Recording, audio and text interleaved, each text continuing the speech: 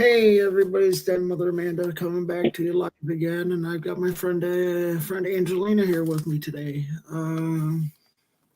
Good evening, everyone. And we're gonna go over a couple of different things.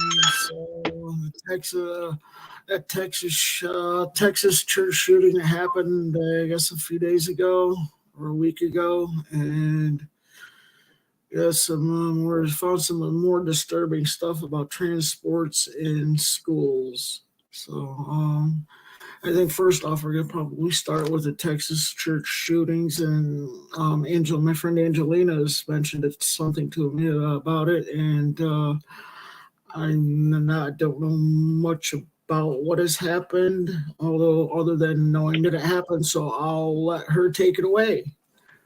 I don't know if you'd like to describe it, let everybody know what happened with that shooting, and we'll Hold talk on. a little. I'm having problems with my camera.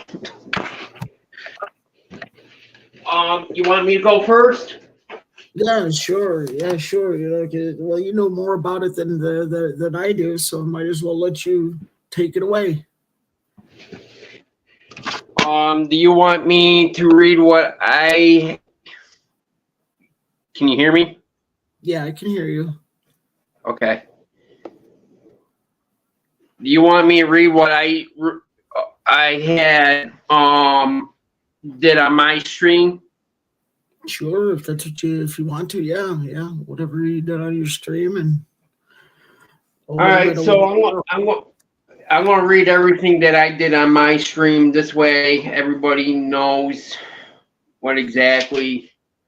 Um, My name is Angelina. I have my own stream on Facebook and I do post on YouTube as well. I have another camera that I post with on YouTube. So I have my notes with me right now, so let me get started. A good friend asked me a week or two ago on why churches need security. This hasn't this came up at a really good time for this question. So, why churches need security? Well, recently a friend of mine had asked me about churches needing security, and I had stated to her why. Recently, there was a recent shooting in a Houston, Texas church. Over the last few years, there has been school shootings as well. Um,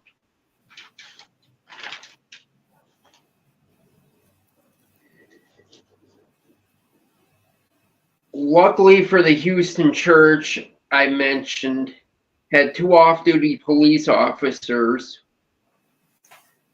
who shot the suspect, and unfortunately the suspect died. Two other unfortunate people also got injured in this whole thing.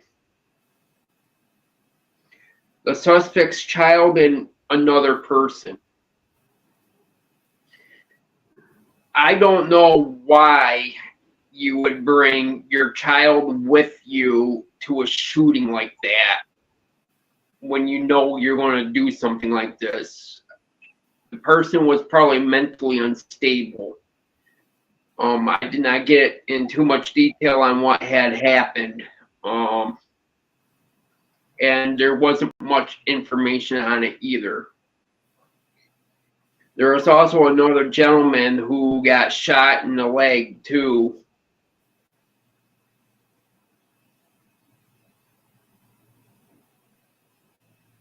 So the question was why we need security.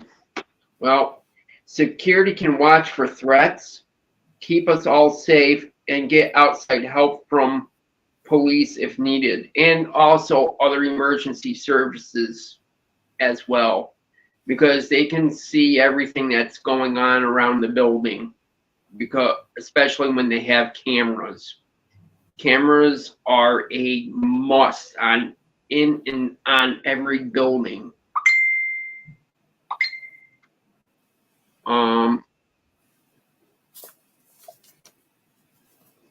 And that's all I had on that.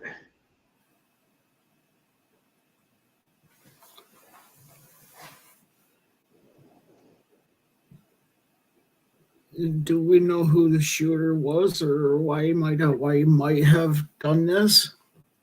The shooter was a female. I did not write down the person's name, unfortunately. I'm Amanda, 1 second. Becky is in our support group asking you a question. Okay, I can tell her to get back to her later. Okay.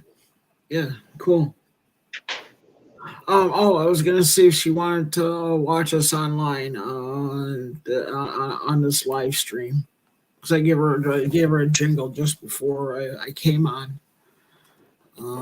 So if you might want to text her, if you could text her back, that's what I was calling her about. But yeah, that's unfortunate, that stuff like that has to happen, and it's just thank God that there was somebody there that could help with the situation so it didn't become worse. I remember another shooting in Southern Texas. From what I understand, there are other police, on duty police officers, the fire department, EMS, the SWAT teams were there. It was a huge mess. I believe that. Yeah, it's like that other shooting I heard back probably 8 months ago down in or almost probably a year ago now, down in Southern Texas. Mass shooters shooting people up, and I forget exactly where it was, what kind of facilities it was. I don't think it was a church though. And there was a man there came by with that was part of the NRA, and a safety instructor, had his own AR-15, and ended up shooting the man and killing him before he could harm any other people. And that's seems to be a story that's kept off of the media, just because the politics about it, a certain part of politics, they want to try to get rid of guns from people, and that's not good. I think it's wrong. Yeah, that's not going to stop the criminal, because criminals don't care. No. If somebody wants to shoot somebody up, they're gonna get the weapons anyway. I believe that's our First Amendment, is to bear arms. Yeah, it's a Second Amendment. It's a second one. Well, first one's freedom of speech. No, that's okay. But yeah, and it also puts a hindrance on good people that would be able to be willing to put themselves in harm's way and try to stop these types of people from doing things like that. Right. Because they say criminals don't care. What it does is just it ended up making good people that want to that would be willing to try to stop that and turn good people into criminals that normally wouldn't be. And just want to be responsible people, and try to help protect people too at the same time. It is a touchy situation. It's kind of touchy situation, and it's an emotional thing, and I get it. Nobody wants to see anybody get shot up for no reason, killed or injured. It truly does suck.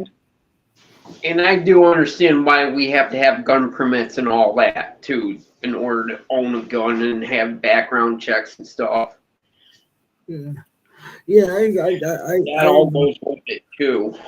Yeah, I can definitely agree with the background checks. I don't know about permits or not, because it's like an infringement. The second it will go, right to bear arms shall not be infringed, and I think putting a permit to them, as long as a background check is done and done the right way, it's an infringement. and on people's rights.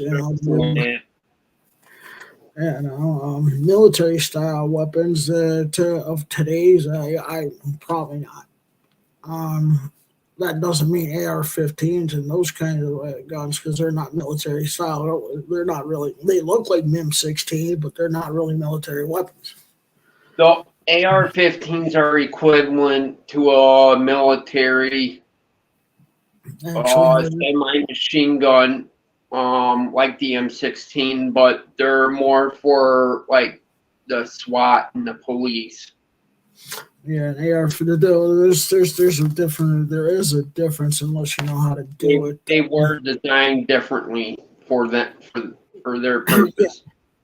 Now the Houston shooting, the female, which was the suspect, she carried in an assault rifle like that, like the AR-15. They didn't exactly say what it was.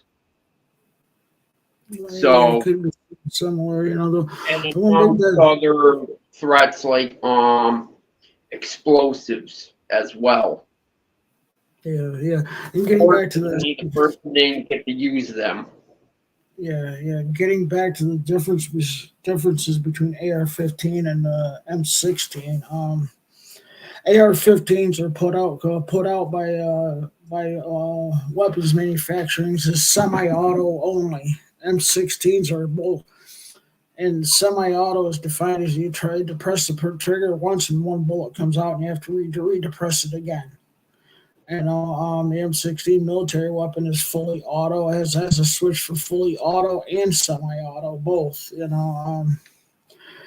They don't AR-15s unless there's people who know how to do it, but unless you know how to do it, they don't come out as they're not typically fully auto.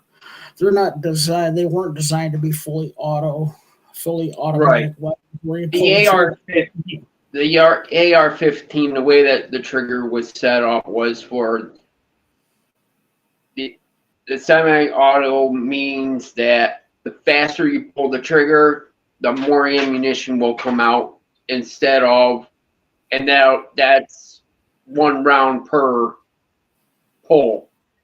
Whereas the M16, where it's fully automatic, you hold the trigger down, and it continues. And you can empty its magazine within under a minute. Yeah, that can happen too. And you can hold the trigger and it will keep firing. You don't have to release it and depress it more than once. Like you pull it once and then it keep going until you empty it. But yeah, it's in most 1 minute. Yeah. In most Becky said yes. Okay, yeah. Come on in, hon.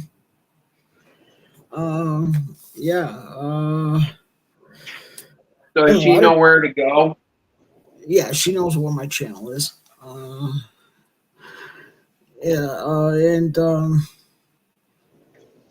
Most of the mass shootings aren't even done with AR-15s. They're done with like shotguns. Most of them are done with shotguns, assault rifles, and semi-automatic pistols.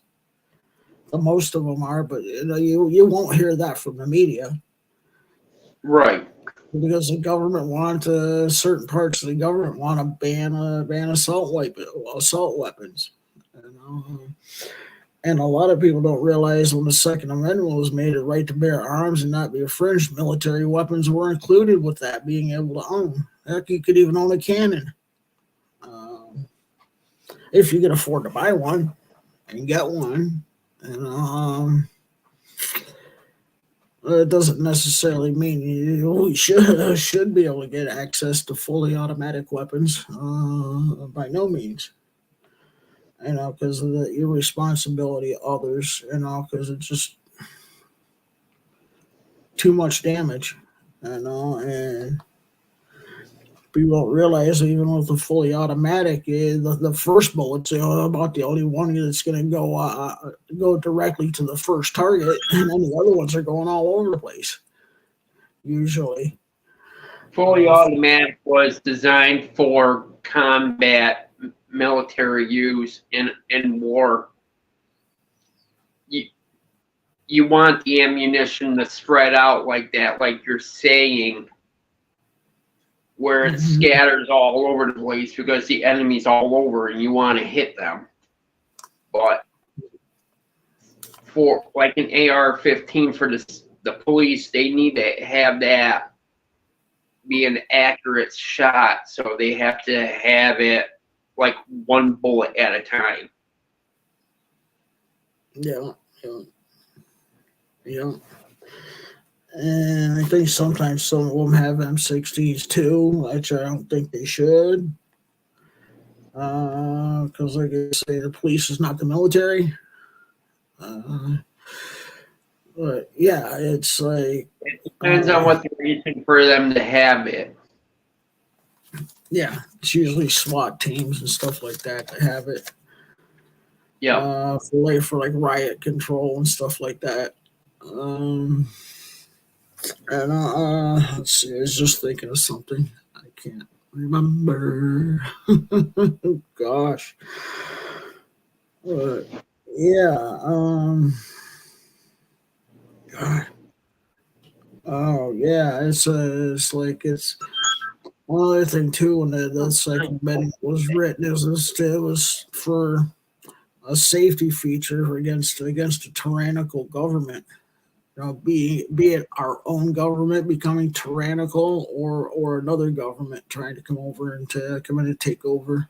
You know, so we can defend ourselves against hostile takeover, whether it be by our own government or somebody else's government. It is like because of the when we were originally trying to going through our own independence, we were trying to break away from a tyrannical government at the time. And we've right. And also look what happened during Pearl Harbor in World War II. Yeah. Absolutely. The Japanese brutally attacked us that day. Yeah, December 7th, 1941. And we weren't even at war with them. We weren't even at war with anybody. We were. There was a big debate whether we should have. From my understanding, was we were on good terms with the Japanese. Supposedly, they have us fooled. Yeah, and a lot of people over from Japan working with the government, getting doing intelligence gathering, knowing where the bomb hit. And we didn't even know about it until it was too late. Well, nowadays we're prepared for that, thank God. I think there's a big debate on that too, whether we knew about it or not, with intelligence and stuff like that was going on, and listening to teletypes and stuff like that, communications with that information was really sketchy. Yeah, some of it was, and sometimes they figured out a lot of what some of the communications meant from just continuing to listen. And what happened with one of them, they put in a message, and for one of the Pacific Islands chains, different Pacific Island chain. I think it was about Midway, that they said a thing about Midway, and Japan started communicating about it. Japan started communicating about Midway amongst themselves, and the code was broken. And also they had hints. They had hints that something like at Pearl Harbor might happen. Because they broke some kind of some of the encryptions that they were sending. But the problem was there wasn't enough evidence to prove that they actually were going to go do it. Yeah. All they could figure out information that they had at the time. Yeah, all they could figure out was something about Pearl Harbor, or what specifically they had ideas, but they weren't sure. Right. because at the time the Axis powers at the time were Japan, Italy, and Russia at the time until or no, Japan, Germany, Italy, and Russia at the time until Hitler decided they wanted to attack Russia, and Russia's flipped sides. And so yeah, it's just kind of strange how that worked out. It was kind of hard for the general citizen to defend themselves against against planes and navy, but that's what it was meant for, is to hopefully help out with that. And it just surprise attacks like that, it sometimes happen. And look at what happened at 9/11. But yeah, it's like another big one right there. We weren't prepared for that either, though we were attacked before then. They tried to take down the towers before then. They knew it was and they coming. failed. They knew 9/11 was coming. Way before we even did. Yeah. That didn't have to. I don't think that had to happen. What are you gonna do when something like that happens? Yeah. There's a lot of controversy around that, amongst the general population and political landscape about 9/11. Stuff like that. So it's just like, yeah, weird, really weird. I thought sometimes things work out.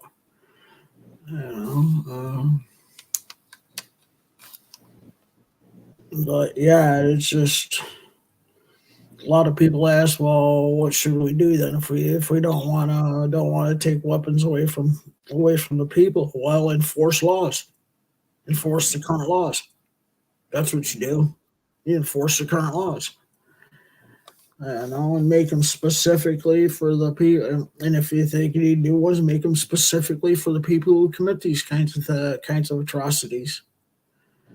You don't stop. You don't stop good people. You don't take people's constitutional rights away that are good people. Trying to do the right thing with them. Not people say, well, it's for hunting. No, it's the Second Amendment wasn't written for hunting. No. Although they were used to that. It was designed to protect us from foreign and domestic originally. Yep, defend and protect against all enemies, foreign and domestic, and to protect against a tyrannical overtake of the government, unjustified takeover of another government or our own government against the people. I don't know, because it's supposed to be the people. This country says it's supposed to be set up as we the people, by the people, for the people. Not the other way around. Exactly. And it's just, yeah. And I don't want to see people get hurt or killed. I really don't. Start taking those guns away from people who are going to stop them. Well, guess what? That gives people who are willing to do that more opportunity, a better opportunity to do it, because they know ain't nobody else got a weapon to stop me till the cops get there. And we know they're always late. Not that they want to be; they don't want to be, or they are, because nobody on this planet is psychic yet. That I can tell to be able to predict that, when, where, and all that. It doesn't work that way. Exactly. And sometimes we have to stand up for our own safety and our own protection. And people don't want to see that until it's somebody that they love and care about gets hurt and killed. And that's sad. When other people have to be brought around because of something like this happening, to change their mind. It's disheartening. And I'll say that it's disheartening. And that guy that shot the guy in Southern Texas that shot that shooter, he didn't get charged with anything. I think anybody got charged, but they dropped all of it, which is cool. Shouldn't have got charged to begin with if he was, because he did a good service to people. Even though as late as he was, he got there before the cops did. Yeah. He stopped them. It's like we need more good people like that to step up, that have the capability to do that. And yeah. So, and I think enforcing the laws that we have on the books against people like that, is a really good idea. And start actually doing real background checks, actually really do them. This is the idea. Make them stiffer, make them harder. I believe if somebody's going to shoot somebody up in their set, if they're still alive after the shooting, I believe they should be tortured. That's what I believe. Okay.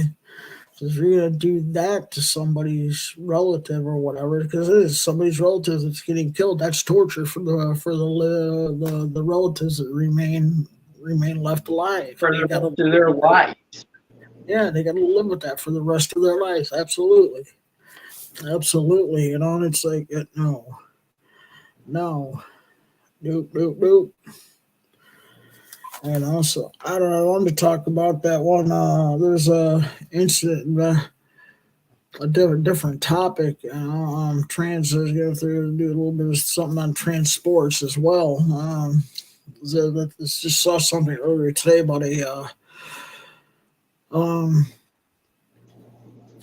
two schools in Massachusetts that were playing basketball, high school basketball, and there was a trans-identified female playing on the team. It was a females basketball. Okay, with the laws that Massachusetts has on the book, anybody even people can play in the sports, even if they identify as being the opposite gender. Okay, and one of the they were going for, I don't think this is intentional, because by the looks of it didn't look intentional. What happened is they were going for a jump ball, and the male that was over 6 foot tall, just over 6 foot tall, they'd been going for a jump ball, and they grabbed it, and she fell and injured her lower back. Right. And then the team that had the girl with the injured back ended up forfeiting the game at halftime. And I can't say that I blame them. I don't blame them. And like I say, even though I don't believe this person did that intentionally, I don't believe they did it intentionally. That still doesn't negate the fact that a biological man that is a lot larger, a lot stronger, should not be playing in female sports. And even myself, even if to have gone through the hormone changes and all that other good changes, no, I wouldn't be playing in female sports because I'd still have more strength, be bigger, more muscle, still have more muscle capacity, and all that. And how's biological female going to be able to keep up with that? Without having the possibility of getting hurt. That was a good example of that at that basketball game. And I think about 6 months ago, there was also a high school volleyball game. I think it's somewhere, I can't remember exactly for sure, but I think it was somewhere on the Midwest. And they had another trans-identifying female on a volleyball team, went up and spiked the ball. And probably, I don't think intentional either, spiked the ball, and one of the girls got hit in the head with the ball. Ended up getting a concussion and spraining her neck. And it's just there's so many things coming up with trans females in sports and girls getting hurt. And not only in high school sports, collegiate sports, and pro sports, especially contact sports. Like for even adult sports, there's this guy in the MMA, identified as trans. Okay, fractured a woman's skull in 39 seconds of the first round, and made it out to be a joke after it was over. And it's like, no, we can't be having this stuff happening. It just doesn't make us look good as trans women. It's not right. Just sickening and barbaric. Yeah, maybe they made regulations and stuff on it in schools and professional sports and collegiate sports, but still, women and girls are getting hurt. Right. Unjustifiably so. And those who are in collegiate sports are missing out, or preparing for collegiate sports, are missing out on possible helping with funding for colleges from awards they could be winning for sports in collegiate sports, helping with tuition. By placing it at certain levels in their particular sport, and that's not right either. Biological women need to feel safe and protected, and that's not even to mention the locker rooms, restrooms, and stuff like that. Locker rooms, especially if you haven't had surgery, the gender affirming surgery, absolutely not. No. And it's like, why? Why would I want to go into a locker room and change without having surgery first, bottom surgery first? It's definitely wrong. That's wrong. I couldn't do that to my sisters, No, I couldn't. Without going through the proper procedures. Yeah, it's. And having surgery is, I believe, a proper procedure. Yeah, to be able to do that, so women and girls to feel comfortable. Don't feel like they're getting. Wait a minute, we got a sexual predator here, and right. If somebody's doing that, going in there in the locker rooms and changing in front of women and girls, what are you really doing that for? I think they want to be a pedophile. I think they want to scare the hell out of women. That's what I believe.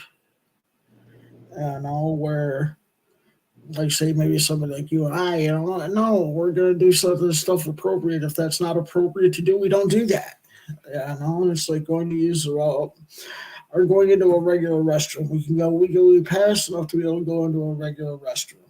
And do what we would need to do, use the facilities, wash up, and leave, because that's all we want to do. Legitimate trans people want to do. Without having to have use the bathrooms appropriately, use the toilet appropriate, wash hands, maybe touch up your makeup, and that's about it. That's all public bathrooms for, nothing else. Yeah. Absolutely, and it's like, and that's why I don't agree with this identity. It's just a trans identity. Bull. That's a lie. Being trans is not an identity. Yeah, it's just somebody's got gender dysphoria. It's not an identity. And when we got gender dysphoria, or gender identity disorder, either one, and they're the same thing. We just want to fit in.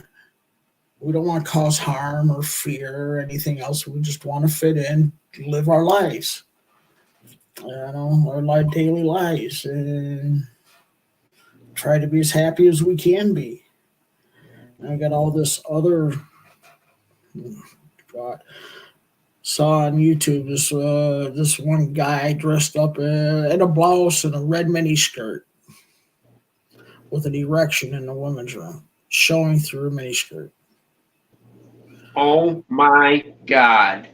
Yeah, that really happened. I'm like, are you flipping serious? Then had this other man go into the restroom, women's restroom, hold the stall door open, stood up to pee. Like, are you flipping Are you serious? serious? Yes, it was on YouTube. It was on YouTube. I'll try to find out the links and find out the titles of them so you can watch them and look at it. Or That watch is it. definitely wrong. Yeah, it's wrong. It's sickening. It's disgusting, and all they are is predators, sexual deviants, and predators. It's like, yeah, no. And that's not giving us a good name, and it's like that's why I speak out on a lot of this stuff so much, because it gives us a bad name. And that's because that's not how all of us act. No, it's not. Most of us we're cool. We're legit. We're just Yeah, trying to be with well, for us it's transgender, so we're just trying to be with the females. yeah. We're trying to fit in where we believe we belong. It's like, yeah, we're going through a whole process. We're making an effort, actually putting an effort to fit in. And I believe both of us, probably get clocked as a female. For people who don't know, it's because we put in the effort to fit in as a female. And there's a lot of others, whether it be trans woman or trans man. That's all we want to do is fit in, and be recognized, even though maybe biologically we still aren't. We're just trying to fit in as if we That were. doesn't matter anymore. That's out the window. What we used to be. Yeah, It's who we are now. That's what I believe in. Yeah. And I'm sure that's what a lot of other people believe too. Yeah. It's like, yeah. It's like, because it's like, yeah, I'm living the life, trying to live the life as a woman. And people who are really transgender / transsexual, that's just fitting in. That's all we want to do. And not cause anybody any emotional distress or harm or physical harm. That's not just the transgender people. I have to state that's for the whole LGBTQIA community.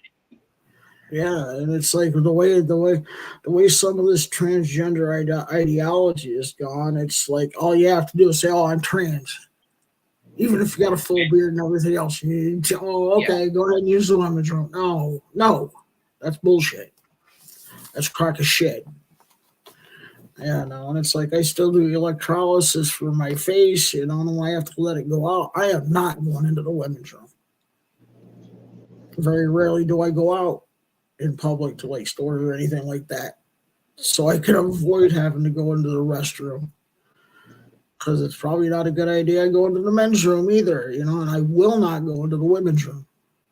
I have to let my facial hair grow out for electrolysis to get the hair from my face removed, because that's it's not right. It's not right for women to have to deal with that, deal with that possible fear of what's this person going to do. And it's like, no. Don't agree with it at all, so there's still something like that, I won't go in there for either. I probably won't go into a locker's room. Or if I do, it's just to use the toilet and get the hell out. Toilet, sink, and get out. Other than that, I'm not going into a women's locker room, especially to change. It's just not going to happen. Not now, it's not. Maybe when I get that bottom surgery, it'll change, but we'll see when that time gets here. So yeah, and it's like, yeah, so there's just getting it out, letting people know that those who are legitimately transgender slash transsexual, we're not about to, we're not those types of people to do that.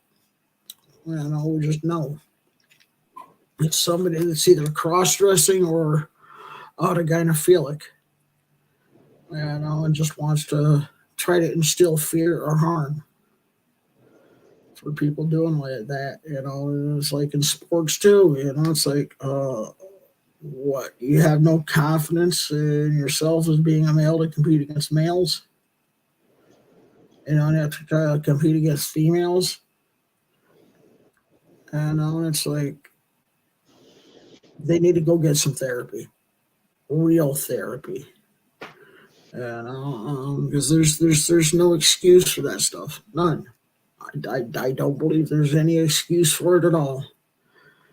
Especially in high school, when children shouldn't be medically transitioning anyway to begin with. Because all those chemicals, they're doing harm. They're doing harm to young children because they're not able to develop.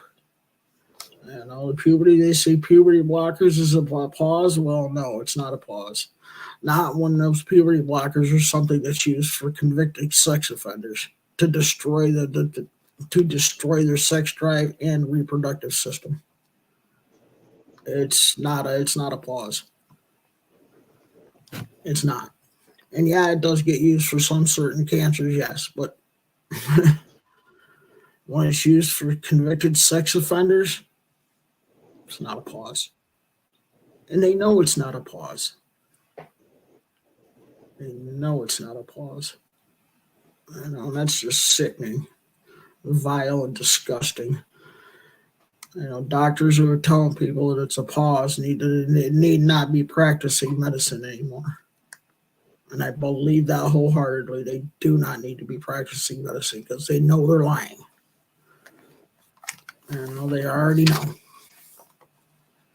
Because they've been using that for those hormone blockers for convicted sex offenders for decades. And they know what it does. And if it does that to an adult, how much quicker does it do it to a child? It makes them infertile, and will experience no sexual feeling or gratification. It destroys all of it. And that's not fair to the child. None of it's fair to the child. Okay, now what I do believe in is real therapy, not this conversion crap. Find out why. Why is the child feeling the way they feel? And then, if needed, antidepressants and anti-anxieties for the child. If that still doesn't seem to be helping, then maybe something a little more like, hey, get them inpatient for a little while to get more intensive help with the children that are having serious problems with it.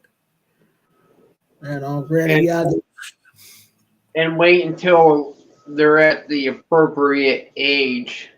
Yes. I mean, for example, we not that anybody really pays attention to it, but we have a law stating that you have to be over 21 to drink. Okay. Well, yeah. I personally think, and it's my opinion, that there should be an age limit, just like the drinking thing, or taking the hormones and everything like that. Yeah, even more so for the I'm hormones. not saying that you can't start seeing the counselor now. Absolutely. ASAP, like yesterday's bad news, yes. Right. But then there should be a minimum age so they can think about what's going on with their life. Well, at 8, 9, 10, 8 to 10 years old, maybe even 16 is still even too early yet. Yeah, and it's like, especially girls that are identifying trans are getting at like 13 years old and getting double mastectomies. Okay, and it's like, okay, and this is what's really sick. Right. Okay, an adult woman that says she wants a hysterectomy can't get one without her spouse's permission. Okay, now a trans-identified female, a female that wants to transition from male to female. Oh, I'm trans. I want to get a hysterectomy. Okay, let's go. That is criminal. I know, and it's like, oh, wait a minute. But anyway, it's like the why I say more so on the hormones and the puberty blockers is compared to alcohol because of experience. Somebody can go get shot and killed for their country at 17 years old. They should be able to be allowed to drink a beer as long as you're not committing any harm while they're drinking to other people. Exactly. Okay, now and that leaves it open. Well, maybe 17 with parental consent for medically transitioning because they've done a lot of growth. Because if you can go into the military with parental permission at 17, you should be able to be allowed to do it at 17. That as well as 17 too. I don't necessarily fully agree with it. There's an argument for that. A little older, but yeah, there's if there's an argument for the drinking if somebody's joined at 17, there's an argument to be made for parental consent at 17 for transitioning too. So there's an argument for that side of it too, and I can see that. I can see that side of the argument as well. Yeah, no, I doesn't mean I fully agree with it, but the argument can be had. And base it on facts, and that's only after counseling, real counseling and therapeutic counseling. Hey, I want to bring me up, for example. I didn't start transitioning until I was in my mid-30s. Mm-hmm. Okay. And I was, I waited until I was an adult. Yeah. I knew by 8 there was something wrong. There was something wrong with me. There was I shouldn't say wrong. There was something different. But I waited until I was an adult, out on my own, making my own decisions. Got a counselor involved. Very good one, indeed. Yeah. And here I am today, fully developed female. Yeah, and I did the same thing. It's like in 2017, I was 48 when I come out and did the social transition, and in December 2019, I started taking hormones. That was just over a month after I turned 50. Yeah, and it's like, in the mid 30s or 50s, our brains have fully developed. We're able to have the capability of making an actual informed consent based on the information that we're giving. Maybe we didn't get all of the information, but we got enough of it to make an informed decision about what we wanted to do.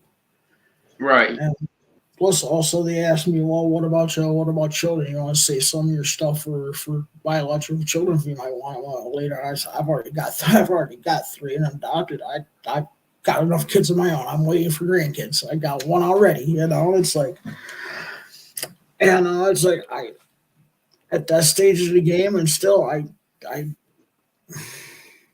it might change if I go with a significant other. But at this stage of the game, I'm done raising my children. They're all adults now. Our youngest is 21, and I've got adult children. I can enjoy them being adults, and I can enjoy the grandkids when they start having more kids. That's where my life's at right now. So it's like, I was good with not doing that. But if it changes my mind, there's always adoption. But that would have to, the big contingency with that would have mandatory to be with a significant other to be for me to want to even consider doing that. Because I'm getting older, I've got some health issues, and it's like, no, that's not fair to a child, especially if I'm going to try to raise a child on my own. No, that's not fair to the child.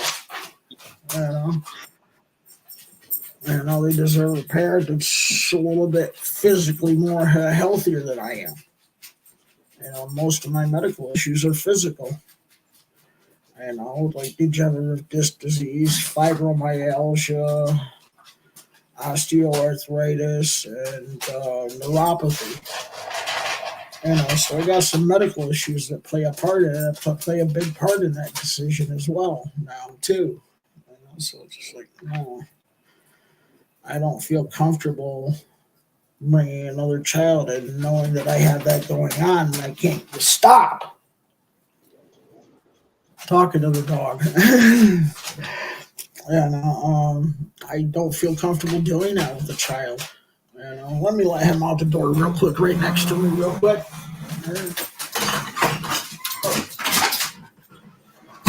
He had to go out. But yeah, right. I don't know. It's just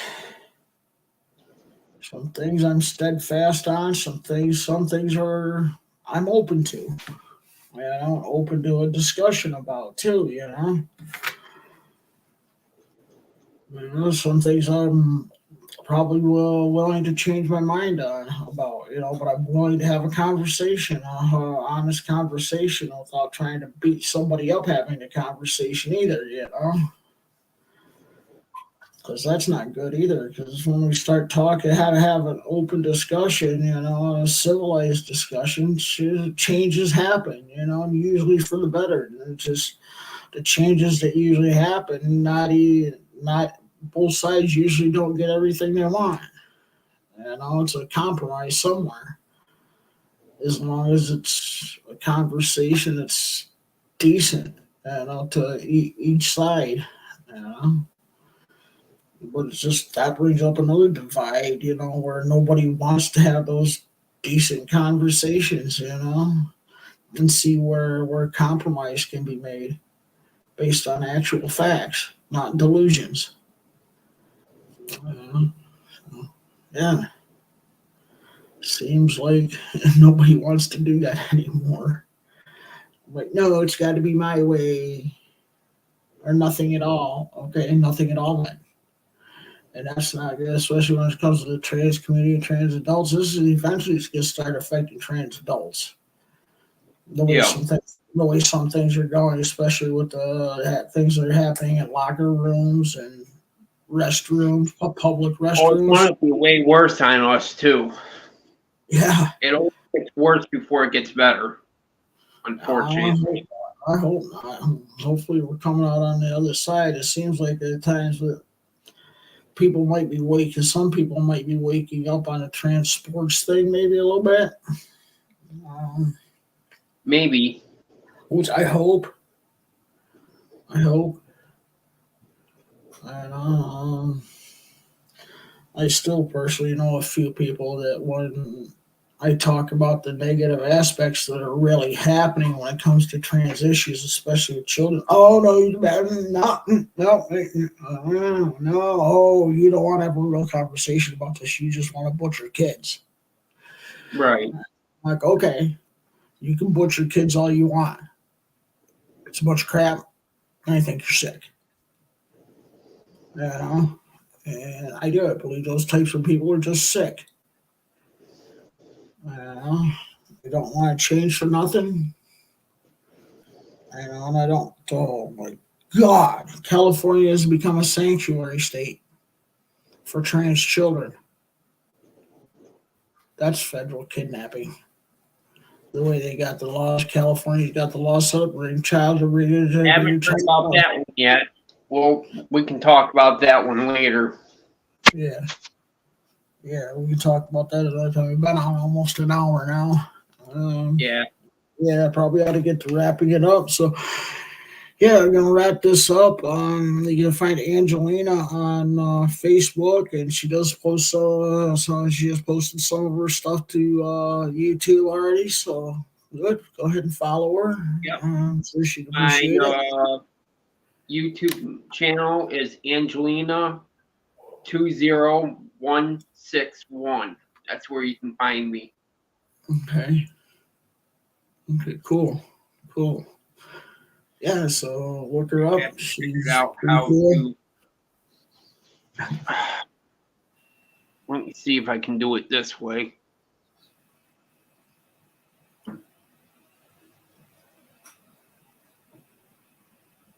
Um,